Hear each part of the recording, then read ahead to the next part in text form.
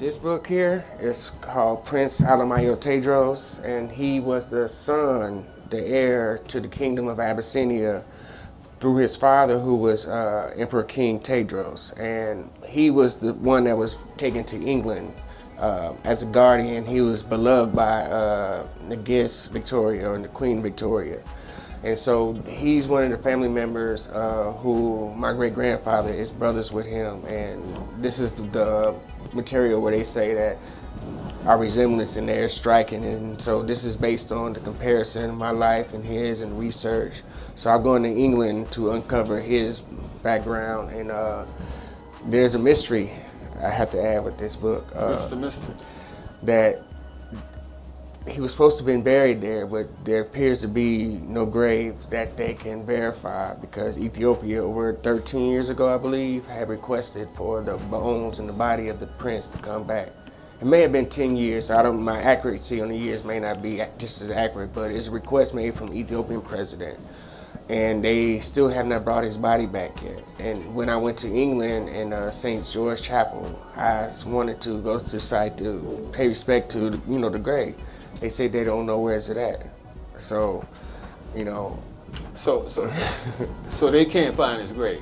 Right. Or they're just not letting you know where his grave is. Or Is that, what you're telling me? or maybe he disappeared on them and they didn't know what to do and just said that, hey, he died and we buried him here.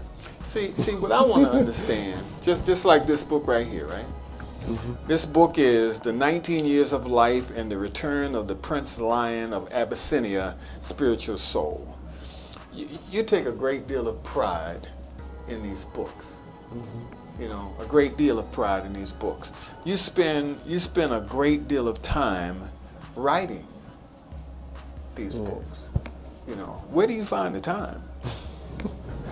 It's like my cousin called me a history runner, and it's basically saying that as I go, I record, and at night I have odd hours. Sometimes I can be free all day and want to write and can't write nothing, but then 2 o'clock in the morning I just wake up and get to typing and all my information there, and it's maybe 7 in the morning by the time I finish, and then I may sleep 2 hours and then start my normal day.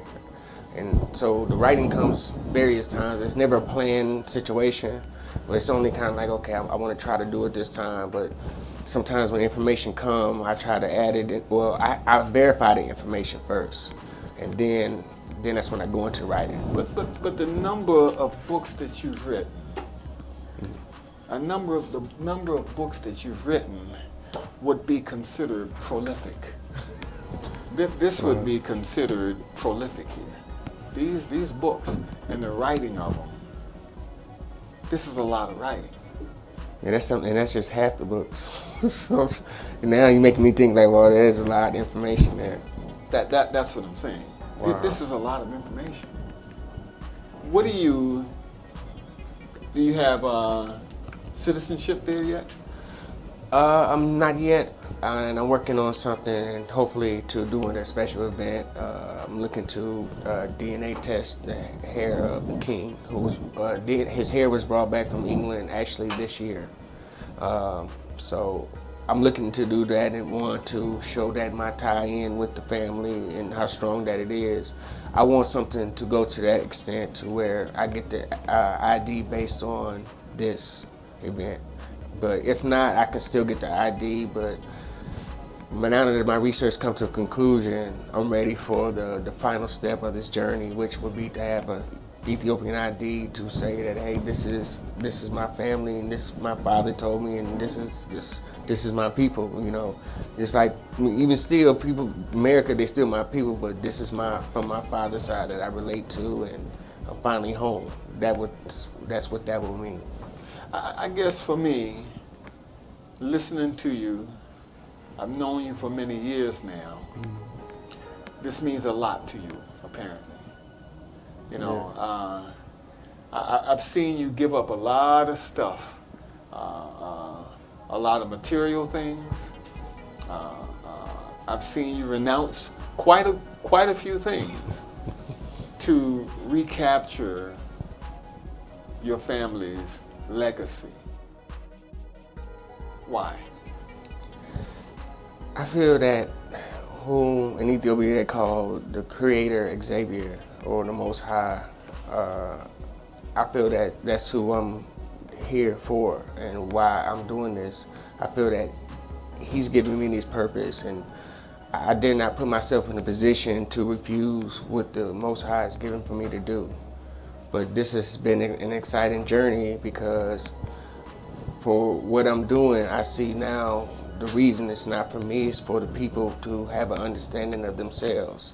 You know, finding myself, meaning that everybody can be found. I can tell you, everybody, where you come from. I can trace you all the way back to Abraham, you know.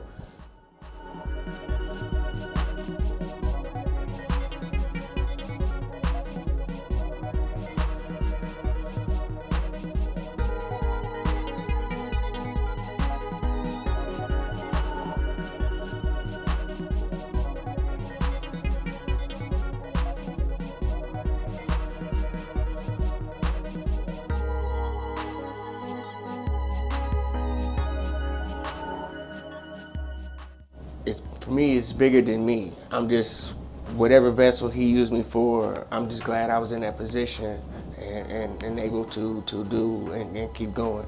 It's not been easy. It's a lot of sacrifice, as you know, personally know. But you know, I had to stay focused because what I love more than anything is family.